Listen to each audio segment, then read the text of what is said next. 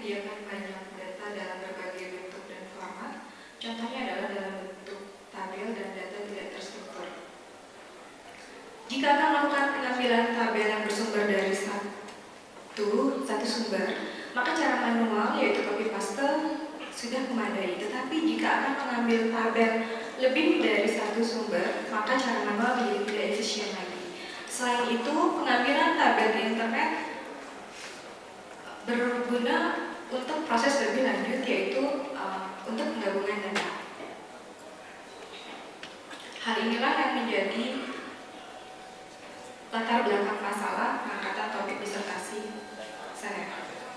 Rumusan masalah untuk ekstraksi tabel format HTML adalah bagaimana menentukan sel tabel sebagai properti dan instan, di mana properti adalah judul dari kolom dan instan adalah data dari tabel tersebut. Kedua adalah bagaimana melakukan ekstraksi dari properti dan instan pada tabel format HTML tersebut menjadi database. Rumusan masalah untuk ekstraksi tabel format PDF adalah bagaimana menentukan alat konversi yang tepat untuk merubah format PDF menjadi format teks. Kemudian, bagaimana melakukan ekstraksi dari hasil konversi format teks tersebut untuk menjadi database. Rumusan masalah untuk ekstraksi data tidak terstruktur yang pertama adalah menentukan data mana yang akan diekstrak. Kemudian kedua adalah mencari teknik untuk mengambil properti dan instan dari data tidak terstruktur tersebut menjadi database. Terima kasih. Jadi manfaat yang bisa diambil dari hasil penelitian ini terutama untuk pendaya gunaan yang lebih besar bagi pengguna internet. Kira-kira demikian? Iya, Pak. Nah, jadi terutama dalam pengambilan model tabel begitu. Iya, Pak.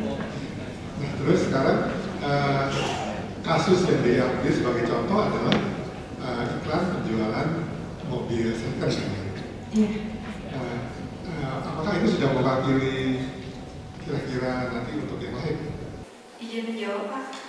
Ya, terima kasih. Saya baca beberapa paper mengenai ekstraksi data tidak terstruktur, dan memang pada penelitian yang pernah dilakukan mengenai ekstraksi data tidak terstruktur itu contohnya adalah pada iklan baris.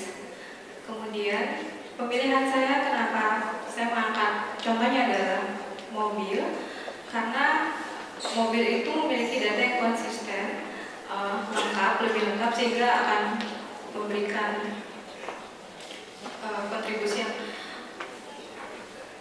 yang lebih pas untuk pendekatan yang dilakukan. Kemudian untuk membuat pendekatan ekstraksi data tidak terstruktur ini menjadi generik, sebenarnya sudah disiapkan seperti misalkan pada saat pre-processing tersebut disiapkan database di mana pada database tersebut dapat ditambahkan data sesuai dengan iklan baris yang akan diekstrak nanti. Demikian Bapak, terima kasih.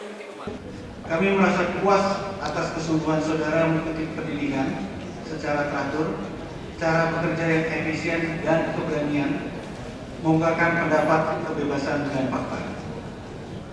Kami berpesan bahwa ilmu pengetahuan harus berkembang,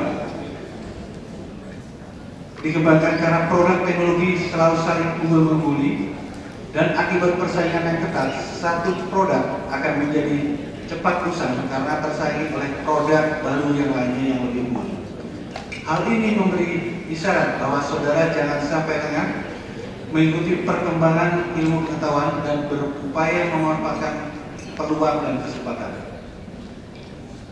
Jadikanlah kendala dan kesulitan yang mungkin saudara hadapi menjadi mitra yang baik. Bahkan bukan untuk dijauhi. Jika saudara ingin menerjemahkan harapan menjadi kenyataan yang bermanfaat. Tunjukkanlah kompetensi dalam berbuat kebajikan, tumbuhkan kepercayaan publik, dan kerjakan setiap amanah yang dipercayakan kepada saudara dengan 3 kekuatan, yaitu kekuatan fisik, kekuatan pancaika, dan kekuatan kalbu. Alma mater senantiasa bersamaan. Akhirnya, kami mengucapkan terima kasih kepada Rektor Universitas Gunadarma yang telah mempercayakan kepada kami menjadi pembimbing saudara Devi Purnamasari, sehingga berhasil menyelesaikan studinya saudara menjadi lulusan yang ke-52 untuk meraih gelar Doktor Teknologi Informasi di UNER. Terima kasih, semoga Tuhan Yang Maha Esa senantiasa memberikan petunjuk kepada kita semua. Waalaikumsalam warahmatullahi wabarakatuh.